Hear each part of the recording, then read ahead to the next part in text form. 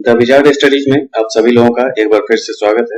CBI प्रमुख ने हाल ही में घोषणा की है कि इंटरपोल ने भारत के अनुरोध पर पिछले वर्ष रिकॉर्ड 100 रेड नोटिस जारी किए, जो अब तक की सबसे अधिक संख्या है।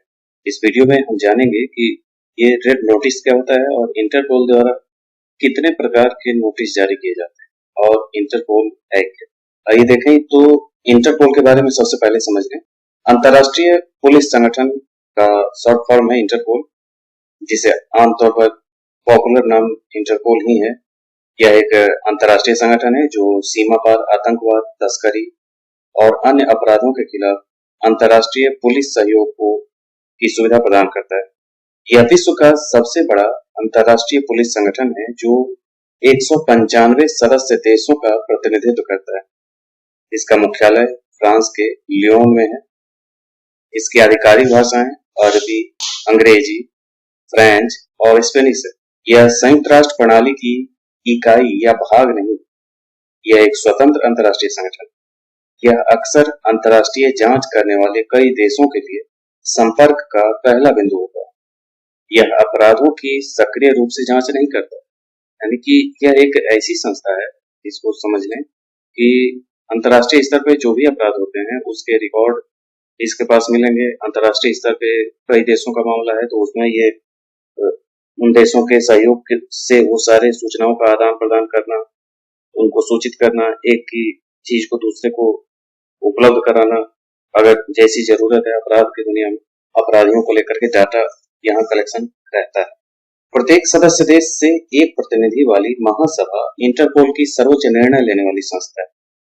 यानी कि 195 सदस्य देश हैं, उसके सारे प्रतिनिधि इसकी एक इंटरपोल की एक महासभा होगी, उसी में निर्णय लेने वाली संस्था के तौर पे काम करते हैं।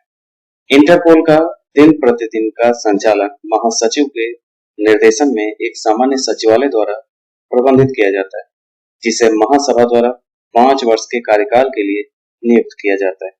विश्व के विभिन्न देशों का प्रतिनिधित्व करने वाले 13 सदस्यों की एक कार्यकारी समिति की नियुक्ति महासभा द्वारा अपनी वार्षिक बैठक में की जाती है। कार्यकारी समिति महासभा द्वारा किए गए निर्णयों का कार्यान्वयन और उसकी देखरेख करती है और महासभा के कार्यों का पर्यवेक्षण करती है।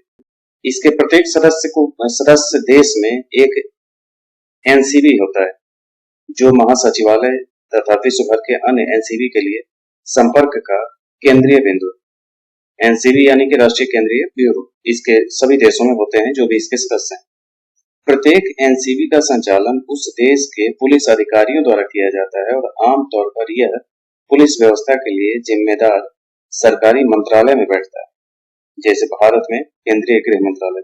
सीबीआई भारत में देश के एनसीबी के रूप में इंटरपोल का प्रतिनिधित्व करता है। इंटरपोल द्वारा जो नोटिस जारी किए जाते हैं उनमें 7 जो हैं वो रंग कोडेड हैं और एक सामान्य नोटिस है। इस 7 रंग वाले नोटिस में पहला है रेड नोटिस। न्यायिक क्षेत्राधिकार या अंतर्राष्ट्रीय न्यायाधिकरण द्वारा वांछित किसी व्यक्ति के प्रत्यर्पण के उद्देश्य से उसके स्थान और गिरफ्तारी की जानकारी प्राप्त करना इसका उद्देश्य होता है। यह अंतर्राष्ट्रीय गिरफ्तारी वारंट का सबसे निकटतम साधन है। यानी कि प्रत्यर्पण कहा जाता है कि जब कोई अपराधी, मान लें भारत का कोई अपराधी है, वो बांग्लादेश चला गया, तो बांग्लादेश से हमें उसे वापस लेना है, तो हम इस ढंग के अगर समझौते हैं पहले से तो हम डायरेक्ट उससे प्रत्यर्पण कर सकते हैं, और नहीं तो इंटरपोल के सहारे हम रेड नोटिस जारी करके उसको लेने का प्रयास करते हैं।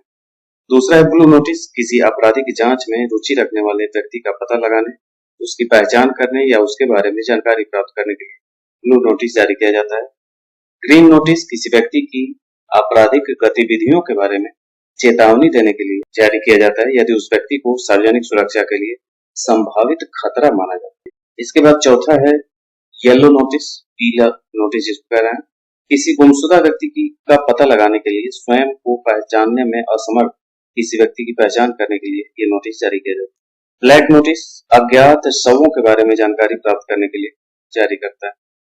नारंगी नोटिस किसी घटना, व्यक्ति, वस्तु या प्रक्रिया के बारे में चेतावनी देने के लिए जारी किया जाता है जो किसी व्यक्ति या संपत्ति के लिए भविष्य में खतरा हो सकता है या खतरा दर्शाता है। बैंगनी नोटिस ये अपराधियों द्वारा प्रयुक्त कार्यप्रणाली, प्रक्रियाओं, वस्तुओं, उपकरणों या छिपने के स्थानों के बारे में जानकारी प्रदान करने के लिए होता है। और 8वां है इंटरपोल यूएनएससी विशेष सूचना। इंटरपोल के सदस्यों को यह सूचित करना कि कोई व्यक्ति या संस्था संयुक्त राष्ट्र प्रतिबंधों के अधीन है। यानी कि ये पूरी तौर पर एक सामान्य जानकारी आदान प्रदान करने का एक प्लेटफॉर्म की तरह कार्य करता है और सभी देशों के से सहयोग लेते हुए ये अंतर्राष्ट्रीय स्तर पर एक पुलिस प्रशासन वाला कार्य देखता है। यही है इंटरपोल। तो ये था आज का अपडेट। इसी ढंग के अन्य अपडेट के साथ हम फिर मिलेंगे। आज के लिए इतना ही। धन्यवाद।